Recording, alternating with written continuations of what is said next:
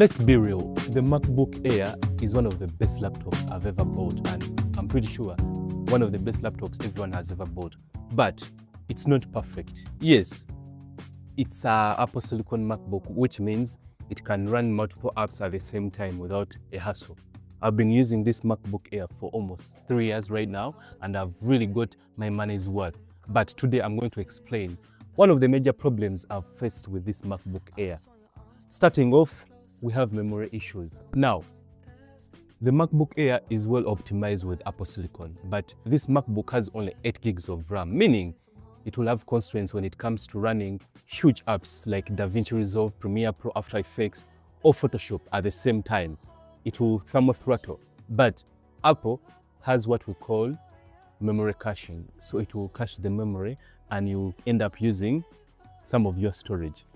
Now, when it comes to memory, if you're running heavy apps, especially video editing apps, these apps are going to take huge memory.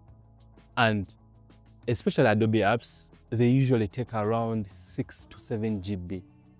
So the MacBook will end up using swap memory. So you have to make sure that you have enough storage and the memory is enough.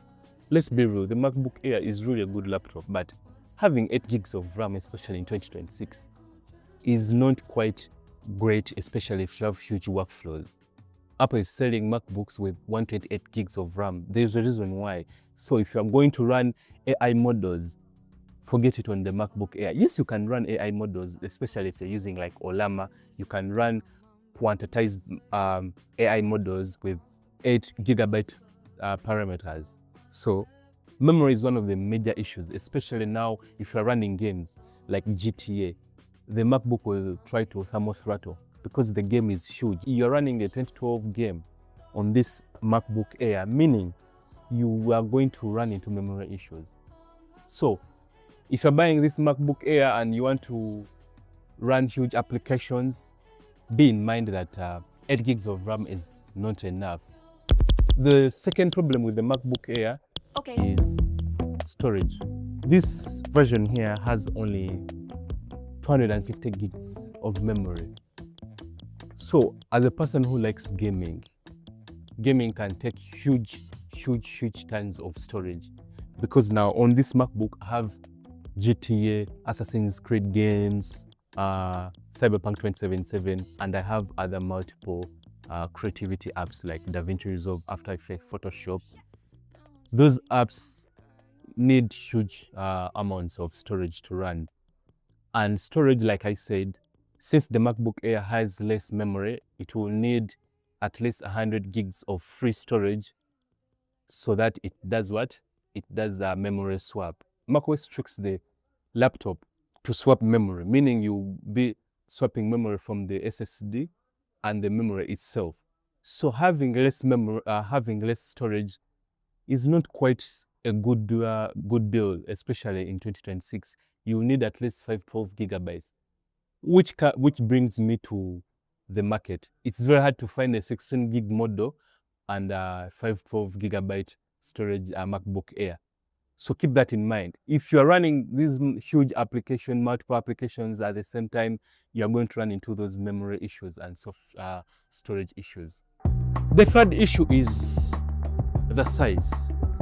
The size of the MacBook Air. 13 inches is very small for me.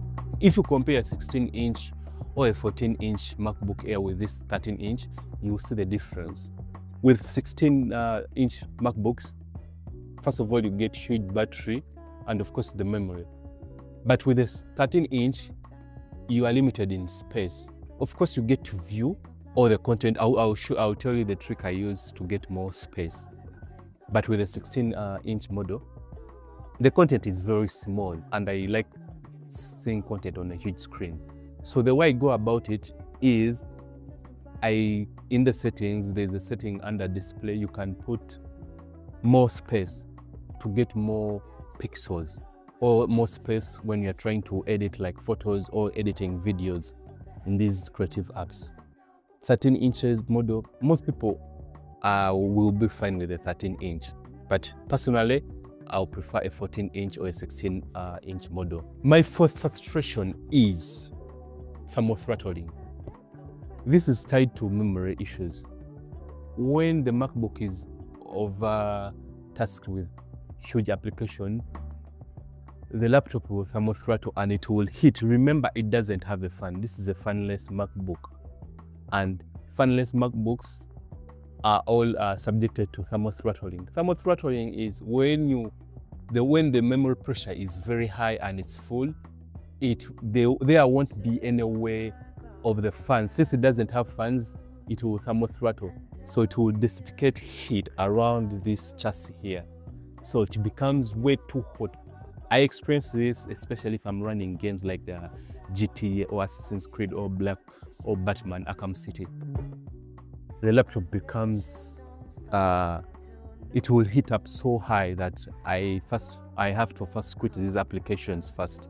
So that is one of the main things you should notice about the MacBook Air if you're trying to buy it. But on a good notice, if you're a student and don't run high creativity apps, or you're trying to run these huge games, the MacBook Air is a good laptop for you. Even in 2020, it got a macOS 27. It's still supported by Apple. Even right now, it still runs those huge apps. After Effects, I'm able to run huge tons of 4K footage in Premiere Pro, even DaVinci Resolve. And it's very great. So I would recommend the MacBook Air 2021, the M1. But if you're someone who's a creative and want huge workflows, yeah, you should keep that in mind, that the MacBook Air, 8 gigs of RAM is not ideal. And it's very hard to get a 16 gig model because they sold out. And Apple brought back production of the MacBook Air or the MacBook Air, but it was only selling 8 gigs model, and getting a 512 gigabyte model is very hard to get. Trust me, I've tried to look for a 16 gig model, it's very hard. So let me know in the comments what you guys think, especially if someone has the MacBook Air. Which apps are you running, especially the workflow? Your workflow will determine which kind of problems you run into the MacBook. But if you're running like Final Cut Pro or CapCut to edit like slight programs, yeah, the MacBook Air is worth it. But those are my frustrations. Anyway, make sure to like this video and subscribe to the channel. I'm trying to grow this channel. Do that. Catch you in the next one. Peace.